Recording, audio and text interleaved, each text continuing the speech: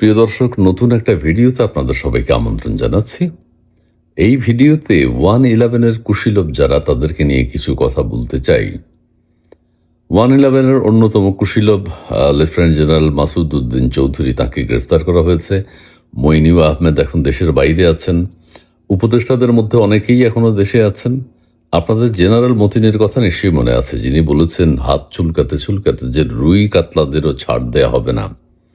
তারপরেই কিন্তু তারেক রহমান গ্রেপ্তার হয়েছে এবং আরও অন্যান্য নেতৃবৃন্দ, আওয়ামী লীগ, বিএনপি বা অন্যান্য রাজনৈতিক দলের ব্যবসায়ী, তাদের উপর অত্যাচার করা হয়েছে, নির্যাতন করা হয়েছে।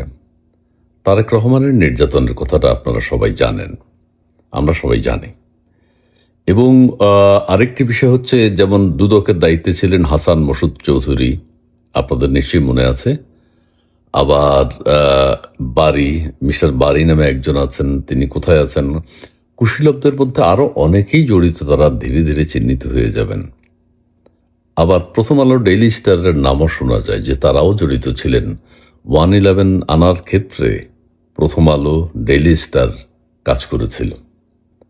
আবার ব্রিগেডিয়ার সাখাওয়াত কিন্তু 111-এর সময়ে নির্বাচন কমিশনার ছিলেন, নির্বাচন কমিশনার।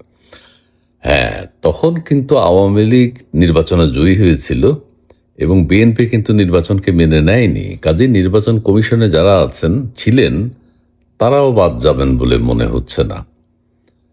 একটা জিনিস আবার খেয়াল করুন, এক ধরনের মিল। বঙ্গবন্ধুকে হত্যা করা হয় কিন্তু 75-এর 15ই আগস্ট, এবং তার 19-20 বছর পরে আওয়ামী লীগ আবার ক্ষমতায় আসে 96 সালে।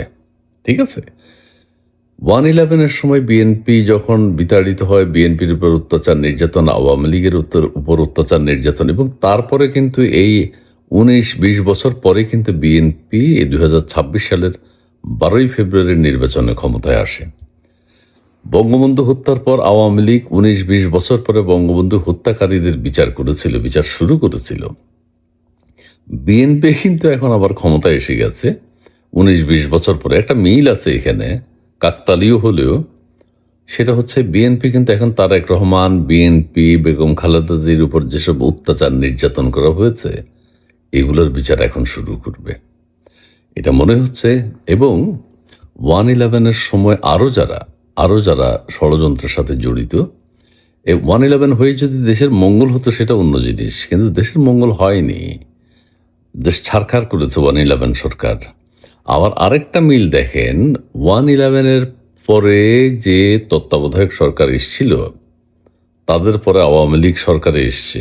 ঠিক আছে, নির্বাচনে 2008 সালে নির্বাচনটা কিন্তু খুবই সুন্দর হয়েছে। ঠিক আছে, সুষ্ঠু নির্বাচনের মধ্য দিয়ে আওয়ামী লীগ এসছে, কিন্তু বিএনপি সেটা মেনে নেয়নি। আবার আরেকটা জিনিস খেয়াল করবেন যে আওয়ামী লীগ সরকারের শেষে বিএনপি কিন্তু অন্তর্বর্তীকালীন সরকার একটা এসছে, অর্থাৎ আওয়ামী লীগ আসার জন্য তত্ত্বাবধায়ক সরকার দরকার ছিল, একটা 111 এসছে, এবং বিএনপি ক্ষমতায় আসার জন্য একটা অন্তর্বর্তীকালীন সরকার দরকার ছিল। অন্তর্বর্তীকালীন সরকার এসে বিএনপি ক্ষমতায় এসছে। এটাও এক ধরনের মিল আছে।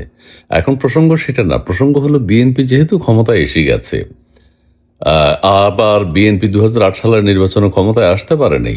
সো 111-এর কুশীলব যারা, তারা সম্ভবত ছাড় পাবে না। তাদেরকে যেভাবে খুঁজে বের করবে।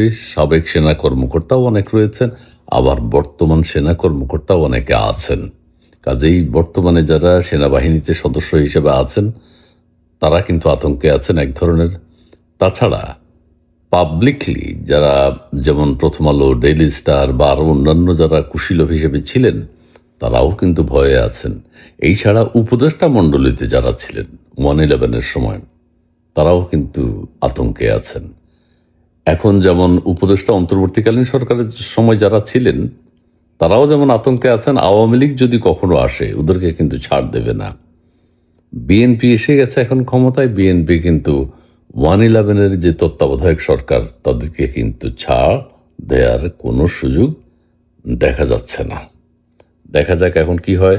অর্থাৎ বঙ্গবন্ধু হত্যার যেমন আওয়ামী লীগ বিচার করেছিল, জামাত শিবিরের বিচার করেছিল, আওয়ামী লীগ বড় কাজ করেছে এটি, তেমনিভাবে 111 সরকার বিএনপির উপর যেসব অত্যাচার নির্যাতন করেছে, এখন তারা সেইটার বিচারটা শুরু করবে, তবে জামাত শিবির নিরাপদে থাকবে বিএনপির সময়। জি, ভালো থাকবেন, ধন্যবাদ।